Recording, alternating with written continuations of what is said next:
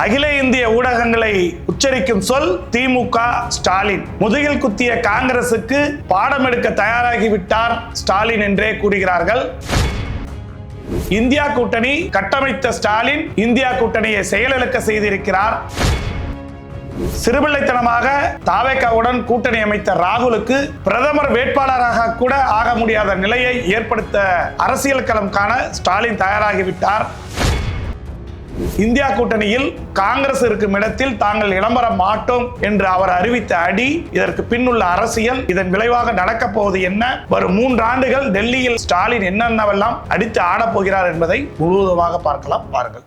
சிடாசிஸ் தமிழர் 4.0 அணிகளாய் திரள்வோம், அமைப்பாய் உயர்வோம். ஜூலை 24-25 ஹில்டன், சென்னை.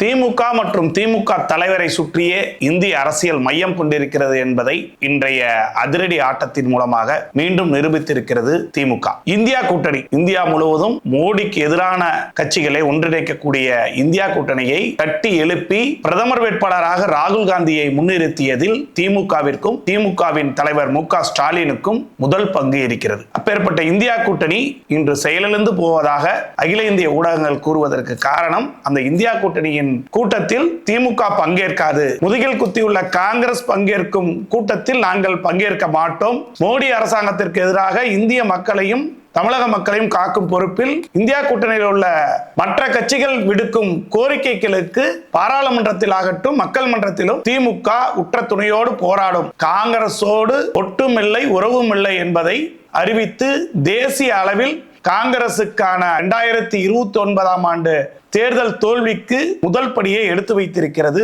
திமுகவும் திமுக தலைவர் ஸ்டாலினும். ஏனென்றால் தமிழகத்தில் தேர்தல் முடிவுகள் வெளியாகி கொண்டிருக்கும் பொழுதே, ஏன் தேர்தல் பேச்சுவார்த்தை நடந்து கொண்டிருந்த பொழுதே முதுகில் குத்தினார் ராகுல் காந்தியும் அவரது சகாக்களும். 75 ஆண்டுகால கட்சியான திமுக 20 ஆண்டுகளாக இந்த தமிழகத்தில் மதசார்பற்ற கட்சிகளை கூட்டணியை வலுப்படுத்தி திறம்பட நடத்தி வந்ததில் மு.க. ஸ்டாலினுக்கு மிகப்பெரிய பலமும் மிகப்பெரிய ஆளுமையும் இருந்தது என்பதை நிரூபித்திருந்தது.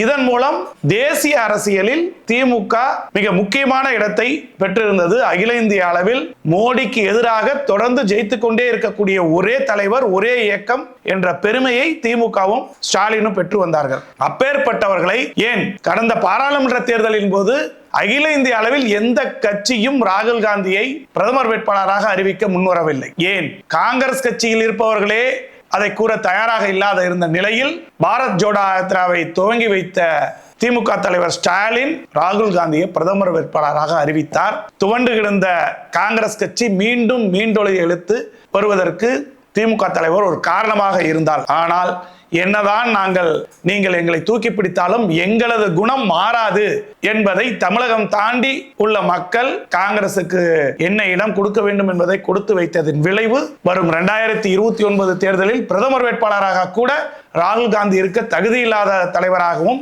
அகில இந்திய அளவில் ஒரு கூட்டணி கட்சிகளுக்கு நம்பகத்தன்மை இல்லாத தலைவராகவும் ராகுல் காந்தி உருவாகி இருக்கிறார். அதற்கு உச்சகட்டம் தான் தமிழக தேர்தல் முடிவுகள் வெளியானவுடன் தாவேகாவிற்கு முதலாக ஆதரவு கொடுக்க ராகுல் சென்றது. இதன் பிறகு ராகுல் விஜயை ஏற்றுக்கொண்டாலும் பிரியங்காவும் சோனியாவும் விஜயை ஏற்றுக்கொள்ளவும் நம்பவும் தயாராக இல்லை. ஏனென்றால் மோடி எதிர்த்தோ அமித்ஷாவை எதிர்த்தோ மத்திய அரசு எதிர்த்தோ கட்சி தொடங்கியது முதல் மட்டுமல்ல, முதலமைச்சர் ஆன பிறகும் இன்னும் ஒரு வார்த்தை கூட பாஜகவையோ மோடி அரசாங்கத்தையோ எதிர்த்து எந்த குரலும் கொடுக்கவில்லை. அதற்கு மாறாக திருப்பரங்குன்றம் ஃபைல்ஸ் வீடியோ காணொலியை தடை செய்திருக்கிறார் விஜய். இப்பேற்பட்ட விஜய் டெல்லி சென்றார், ராகுலை சந்திப்பார், சோனியாவை சந்திப்பார் என்றெல்லாம் கூறினார். ஆனால் 10 நிமிட சந்திப்பு பாரத பிரதமரை நிகழ்த்திய ஒரே முதலமைச்சர் என்ற பெருமையுடன் மனம் வந்த விஜய் என்ன நடந்ததோ என்று தெரியவில்லை. அமித்ஷாவின் டைம் புறக்கணிக்கப்பட்டது. நிதியமைச்சர் நிர்மலா சீதாராமனை சந்தித்தார். அங்கெல்லாம் திரைமறைவில் என்ன நடந்தப்பட்டது என்று தெரியவில்லை. ஆனால் இரவு உறங்கியவுடன் காலை விழித்தவுடன் அனைத்து புரோகிராம்களையும் கேன்சல் செய்துவிட்டு, ஏன் திருவள்ளுவர் சிலை திறப்பு விழா, துணை ஜனாதிபதி பார்ப்பது, காங்கிரஸ் தலைவர்களை பார்ப்பது என அனைத்தையும் கேன்சல் செய்துவிட்டு உடனடியாக தனி பிளைட்டில் சென்னை வந்தார் தமிழக முதல்வர் விஜய். அப்பொழுது கூறப்பட்டது, பிரதமர் மற்றும் பாஜகவால் பல்வேறு அசைன்மெண்ட்டுகளையும் காங்கிரஸோடு இணைந்து செயல்பட்டால் என்னென்னவெல்லாம் உங்களுக்கு நடக்கும், நீங்கள் ஒன்றும் திமுக அல்ல என்பதையெல்லாம் நினைவுபடுத்தியதாகவும், அதை உணர்ந்து பல்வேறு அறிவுரைகளை எல்லாம் கேட்டுக்கொண்டதுக்கு இணங்கவும் காங்கிரஸ் தலைவர்களை பார்க்காமல் வந்திருக்கிறார் விஜய். இப்பேற்பட்ட மோடி அரசாங்கத்தையும் பாஜகவையும் எதிர்க்க துணிவில்லாத ஒரு கட்சியோடு கூட்டணியில் இணைந்து விட்டோம், கூட்டணியில் தமிழகத்தில் மந்திரி சபையில் வந்து விட்டோம் என்றெல்லாம் காங்கிரஸ் பெருமை கொண்டு இருந்தாலும், ஏன் ஒரு ராஜ்யசபா எம்பியை வாங்கிவிட்டோம் என்றெல்லாம் தாவேகாவால் பெருமைப்பட்டு கொண்டிருந்தாலுமே கூட காங்கிரசுக்கு அதனது முக்கிய குறிக்கோள் பாஜகவை வீழ்த்தி மத்தியில் ஆட்சி கட்டிலில் ஏற வேண்டும் என்பது. அதற்கு ராகுலை முன்னிலைப்படுத்தினார். ஆனால் இந்த ராகுல் பாஜக கூறுவது போன்று பப்பு தான், சிறுபிள்ளைத்தனமான விளையாட்டால் தமிழகத்தில் ஆட்சி கட்டிலில் ஏறுவது காங்கிரசின் எண்ணமாக இருந்தால் அதோடு கோல் முடிந்து விட்டது. அவரது பிரதமர் வேட்பாளர் மத்தியில் ஆட்சியில் காங்கிரஸ் என்ற கனவு திமுக கலைத்து ஆட ஆரம்பித்து விட்டது. ஏனென்றால் பாராளுமன்றத்தில் முக்கிய இடத்தில் திமுக இருக்கிறது அதிக எம்பிக்களுடன். அது மேலவை ஆகட்டும் கீழவை ஆகட்டும், இரண்டிலுமே போர்க்குணமிக்க எம்பிக்களையும் அதிகப்படியான எம்பிக்களையும் கொண்ட கட்சி திமுக. மோடி அரசாங்கத்திற்கு சிம்ம சொப்பனமாக இருக்கக்கூடியது திமுகவும் திமுக எம்பிக்கள் மட்டுமே. பாராளுமன்றத்தில் காங்கிரஸ் சார்பில் ஜெயிக்கப்பட்ட எந்த எம்பிக்களும் மோடிக்கு எதிராக பேச தயாராக இல்லை. அவ்வப்பொழுது டூருக்கு வருவது போல் வெளிநாட்டில் இருந்து வந்து பாராளுமன்றத்தில் உரையாற்றுவார் ராகுல். இது ஒன்றுதான் நடந்து கொண்டிருக்கிறது. அப்பேற்பட்ட திமுகவை பாராளுமன்றத்தில் எங்களுக்கு தனி இருக்கை வேண்டும் என விண்ணப்பிக்க வைத்தது காங்கிரசின் துரோக வரலாறுக்கான படிப்பினையாக இருக்கட்டும் என திமுக எடுத்திருக்கிறது. அதற்கடுத்ததாக இந்த இந்தியா கூட்டணியை கட்டி வழிநடத்தியதும் கட்டி அமைத்ததும் அதன் மூலம் மிகப்பெரிய வெற்றியை அமைத்துக் கொடுத்ததும் ஸ்டாலினுக்கு மிகப்பெரிய பங்கு இருக்கிறது. அதே போன்று ராகுலை கடந்த முறை இந்தியா கூட்டணி சார்பாக பிரதமர் வேட்பாளர் யாரும் ஏற்கவில்லை. அதன் பின்பு நடந்த தேர்தலிலும் இந்தியா கூட்டணியில் இருந்த பலம் வாய்ந்த தலைவர்கள் எல்லாம் எதிர்க்கட்சி வரிசையில் இப்பொழுது இருக்கிறார்கள். மம்தா பானர்ஜி, அகிலேஷ் யாதவ் மற்றும் தமிழகத்தில் ஸ்டாலின் போன்றவர்கள் எல்லாம் இருக்கிறார்கள். இதில் காங்கிரஸ் கட்சிக்கு தகுந்த பலம் இல்லாததாலும் இந்தியா கூட்டணியின் வேகம் குறைவதனாலும் காங்கிரஸ் இருக்கும் இடத்தில் நாங்கள் இருக்க மாட்டோம் என்று ஒரு நல்ல முடிவை திமுக எடுத்திருக்கிறது. அது பாராளுமன்றத்தில் ஆகட்டும் அல்லது கூட்டணி வடிவத்தில் ஆகட்டும் என்று முடிவெடுத்து அறிவித்திருக்கிறார்கள்.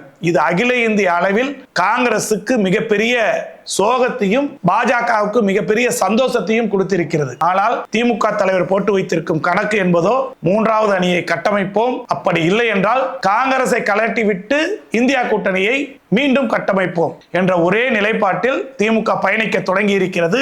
இன்று 3 ஆண்டுகள் இருக்கிறது. 2 அமைச்சர்களை வைத்துக் கொண்டு தமிழகத்தில் சந்தோஷப்பட்டுக் கொள்ளலாம் காங்கிரஸ். ஆனால் விஜயின் நடவடிக்கையால் டெல்லியில் எப்படி விஜய் வந்த பொழுது அசிங்கப்பட்டதோ காங்கிரஸ், அதே போன்று நாளொரு மேனி பொழுதொரு வண்ணம் மோடிக்கு எதிர்ப்பான குரல்களை கொடுப்பதில் தமிழகத்திலிருந்து இனி காங்கிரசின் குரலாக ஒலிக்காது, காங்கிரசுக்கு எதிரான குரலாகத்தான் திமுக ஒலிக்கும் என்பதை இன்று அரசியல் அரங்கில் எடுத்து வைத்ததன் மூலமாக இந்திய அளவில் வரும் 3 ஆண்டுகள் தீர்மானிக்கக்கூடிய சக்தியாக திமுகவும் திமுக தலைவரும் உருவாகி இருக்கிறார்கள் என்பதே இன்றைய அரசியல் நிலைப்பாடாக இருக்கிறது. பார்க்கலாம், திமுக தலைவர் ஸ்டாலின் மத்திய அரசுக்கு எதிராகவும் டெல்லியை மையம் கொண்டு ஆடப்போகும் ஆட்டம் எந்த அளவுக்கு எடுபட போகிறது, அவர்களுக்கு எந்த அளவுக்கு வெற்றி தரப்போகிறது, அல்லது இதுவும் தாவேகாவுக்கு ஒரு இடத்தை திமுகவை ஏற்படுத்தி கொடுக்க போகிறதா என்பதை பொறுத்திருந்து பார்க்கலாம். பாருங்கள். சிட்டாசிஸ் தமிழர் 4.0 அணிகளாய் திரள்வோம், அமைப்பாய் உயர்வோம். ஜூலை 24-25 ஹில்டன், சென்னை.